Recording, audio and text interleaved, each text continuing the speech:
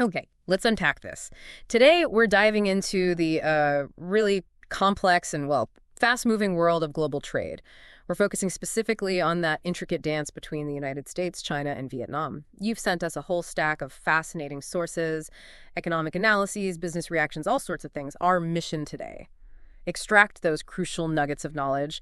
We'll explore China's, strategic shift towards self-reliance, Vietnam's delicate balancing act, and how these recent tariff deals are shaking up supply chains. Yeah, and what's really fascinating here, I think, is just how deeply intertwined these economies are and, how often political intentions really end up driving economic policy. We'll look at the vulnerabilities, the leverage points each country has, and what it all means for global commerce and ultimately for you, the consumer. Okay, so let's start with the big one, China. Our sources show a nation navigating some, well, pretty significant economic vulnerabilities, even while it's still flexing its manufacturing muscles globally. What are these key vulnerabilities? And maybe more importantly, how does Beijing really see these ongoing trade tensions with the U.S.? Well, a primary vulnerability, it still remains China's reliance on certain U.S. technologies, especially software. We've seen how quickly Washington can, impose export controls. That creates a real choke point. Beyond that, any big trade shock would hit China when its domestic economy is already, well, dealing with considerable weakness. We're talking about an internal demand shock, right? And it's been made worse by this collapse in the property sector. Right, and the numbers on that property collapse are pretty stark, aren't they? It sort of fundamentally shifts where China's economic pain really is. Absolutely. I mean, new property sales used to be, 16% of China's GDP? Massive. Now they've plummeted to just 5%. And here's the key thing, the sort of surprising insight, this internal demand shock. It's actually a far bigger vulnerability for China right now than even losing its entire direct goods export market to the U.S. That U.S. export market only represents about 3% of their GDP, comparatively small. So China's biggest immediate challenge isn't really global trade. It's stabilizing its own domestic economy and finding ways to boost internal demand. That's a really crucial distinction. Okay, and what about the human cost? Are there estimates on job losses if this economic pressure keeps up or gets worse? There are. Private sector analysts have estimated that a sustained kind of embargo-level trade war could lead to maybe as many as 16 million lost jobs in China. These losses would mostly hit manufacturing, think consumer electronics, electrical equipment, and also wholesale and retail sectors. And the impact would be really concentrated in those export-heavy coastal provinces. Wow, 16 million. So under that kind of pressure, internal and external, how does a nation like China respond? Are they just seeing these U.S. actions as economic bumps in the road, or is there a deeper, maybe more political read on it? That's exactly it. It's primarily political. Beijing used these U.S. tariffs, the export controls, mainly through a political lens. They see Washington's actions fundamentally as an attempt to contain China's economic rise, its technological development. And this perception, well, it's really fueled a significant strategic pivot. A strategic pivot. Okay, tell us more about that. China's self-reliance policies, are they just about weathering the storm, or is it something more fundamental, more long-term? Well, it's definitely fundamental. Their techno-industrial and self-reliance policies have been in, overdrive since about 2019, especially after Huawei got put on the entity list, that's the U.S. government blacklist, basically, and those semiconductor export controls hit. From Beijing's perspective, recent U.S. actions have kind of vindicated these policies. So they're certainly not likely to stop, no matter what happens in bilateral talks. China is actively working to cut its import dependencies, find new markets for its exports. They're clearly digging in for what they see as prolonged economic competition with the U.S. Prolonged economic competition. That sounds incredibly ambitious, especially given those internal challenges we just talked about. Is this really a viable long-term strategy? Doesn't it carry some pretty big risks? It's a fair question. It is ambitious. But Beijing seems to believe its strategy. Retaliate, prepare the population for a long haul, wait for Washington to look for an off-ramp they think has worked before, and they'll likely use it again. And despite the vulnerabilities, let's not forget, China is still the world's #1 manufacturer and exporter.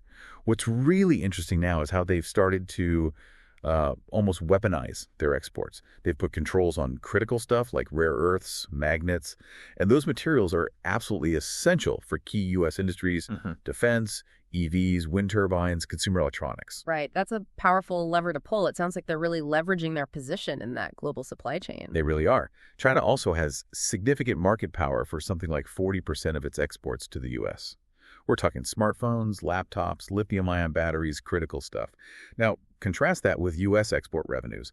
They only make up about 2% of Chinese manufacturers' total revenues. That asymmetry. It gives China quite a bit of leverage in any trade fight. Okay, so China's got this strategic advantage, playing the long game. What does that mean for countries kind of caught in the crossfire? Where do these ripple effects hit players like Vietnam? Yeah, this is where the story gets really interesting. Because the whole shifting U.S.-China trade landscape, it significantly boosted Vietnam's role in global supply chains. This is that China plus one strategy really playing out, where companies look to diversify manufacturing away from just China to reduce risk. And the reasons are pretty clear. Rising wages in China, plus the threat of those U.S. tariffs on Chinese goods, it's pushed a lot of manufacturers, including Chinese ones, to shift production to lower-cost places like Vietnam or Cambodia. And Vietnam has really leaned into this, hasn't it? Becoming deeply integrated into China's supply chains, which kind of restores its tariff advantage over China in a way. That's exactly right. China's become Vietnam's biggest trading partner and its top investor. They're essentially using Vietnam as a pathway, sometimes, to access markets while dodging some of those tariff pressures. It effectively helps reroute certain goods through Vietnam, potentially benefiting from Vietnam's trade deals. It sounds like a very complex dance, and it just got a new twist, right? The U.S. and Vietnam struck a new trade deal just recently, July 3rd, 2025. What were the key terms there, and what's been the initial reaction? Right, so President Trump announced a new 20% tariff on imports from Vietnam. But crucially, there's also a 40% duty specifically on goods deemed transshipped from third countries, which really means China, primarily. Now, that 20% tariff, it's actually quite a bit lower than the 46% reciprocal tariff that was initially threatened. That threat had been paused for 90 days. And in return for the lower tariff, Vietnam agreed to drop its duties on U.S. goods to zero. Okay, so a bit of a softer landing than maybe some feared. And the reaction from businesses, especially those Chinese manufacturers in Vietnam? Well, reports suggest many of them are actually pretty upbeat. They seem to see the 20% tariff as, quote, manageable and plan to keep operating there. Both sides, the U.S. and Vietnam, they framed it as a win-win. But it really highlights this complex dynamic, right? The U.S. wants production to leave China, fine with it shifting to places like Vietnam. But at the same time, they really want to stop companies from just rerouting Chinese goods through Vietnam to avoid the higher China tariffs. That's the transshipment issue. Yeah, that 40% transshipment tariff is a really interesting detail. What exactly does transshipment mean here, and how are companies supposed to avoid it? What's the line? So transshipment, in this context, specifically targets goods made in, say, China that are then routed through Vietnam or another country just to dodge higher tariffs by falsely claiming they originated in Vietnam. There was even a senior trade advisor alleging that maybe a third of Vietnamese exports were just relabeled Chinese goods. That gives you a sense of the scale of the U.S. concern. Okay, so it's about stopping the simple relabeling trick. How do they actually figure out if a product genuinely originates from Vietnam and deserves that lower 20% tariff? Right, so to avoid that hefty 40% transshipment tariff, the goods have to be substantially transformed in Vietnam. And this isn't just a minor change. It means a new article with a different name, character, and use has to be created there. Minor stuff like, simple repackaging, maybe diluting something with water, or just basic assembly. That typically does not qualify. So, just adding water to juice concentrate probably won't cut it. But maybe importing Chinese steel to Mexico to actually make distinct auto parts, that might qualify. It's about genuine transformation. Got it. So you can't just, put Chinese-made parts together in a box in Vietnam and call it made in Vietnam. Exactly. U.S. Customs is expected to be looking closely at bills of material, trying to trace the origin to apply the right tariff. There's even precedent for this kind of focus on origin marking, like Executive Order 3936, regarding Hong Kong goods needing to be marked China to reflect autonomy concerns, even if the duty origin stayed Hong Kong.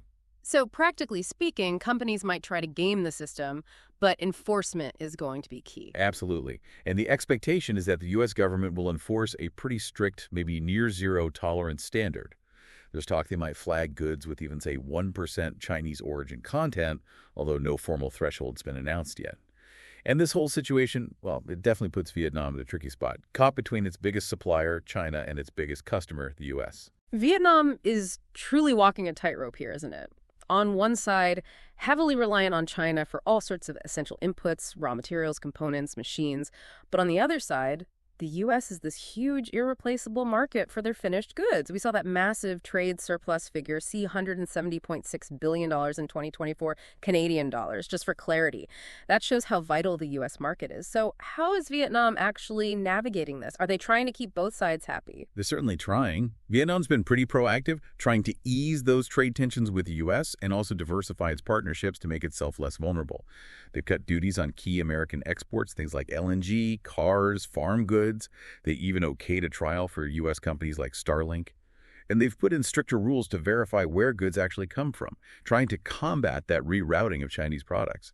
Plus, they're encouraging their own businesses to buy more high-value American imports. Okay, so those are pretty direct steps aimed at the U.S. concerns.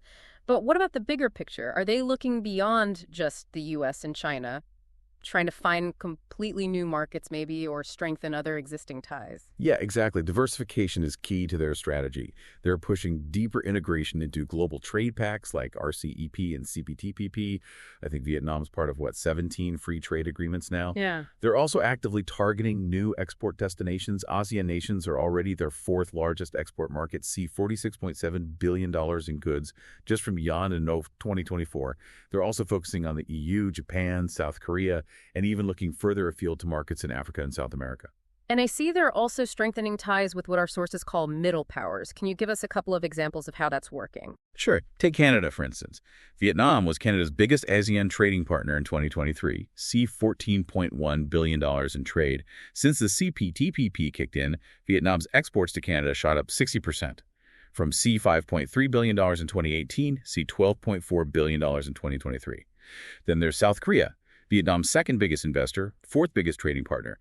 They've pledged to boost bilateral trade way up to see $209 billion by 2030, and they're deepening cooperation with Japan, especially in clean tech and semiconductors, and also trying to increase trade with India, aiming for $21 billion there. That sounds like a really comprehensive effort to broaden their economic horizons. But are there limits, challenges to this diversification? Can they really wean themselves off Chinese inputs, or is that just easier said than done? Well, that's the tough part. Complete decoupling from China for all those essential inputs. It's just neither practical nor feasible in the short term. China is still where they get nearly half the raw materials and equipment their factories need. And while integrating more with ASEAN is good, that collective market is still smaller, with less consumer spending power than the U.S. or China. Plus, a lot of ASEAN countries make similar stuff, right? So that just ramps up the regional competition for Vietnam. It really just shows how interconnected everything is and how hard it is to just, reroute supply chains that have been built up over decades. Absolutely. Yeah, what we've talked about today really makes it clear. While the headlines might focus on the U.S. and China, these shifts are creating huge opportunities, but also immense pressure for countries like Vietnam caught in the middle. Yeah, zooming out, what we've really seen today is this fascinating mix of economic necessity and geopolitical strategy playing out. China's push for self-reliance. It isn't just about economics. It's almost a statement of sovereignty, right? Testing its resilience against what it sees as containment. And Vietnam's balancing act. That just highlights the reality for so many smaller economies stuck between these giant powers, trying to navigate these huge forces for their own benefit. So how does all this connect back to you listening? Well, it means the products you buy, the supply chains bringing them to you, even the wider geopolitical situation, it's all being reshaped right now, right before our eyes. Understanding these really complex dynamics helps you see beyond just the headlines, hopefully, and appreciate the layers of decisions being made around the world. And for your next deep dive, here's something to chew on. In a world where being economically interconnected is seen as both a strength and a vulnerability, how might nations start redefining national security? Moving beyond just military strength to include things like economic resilience and control over critical supply chains.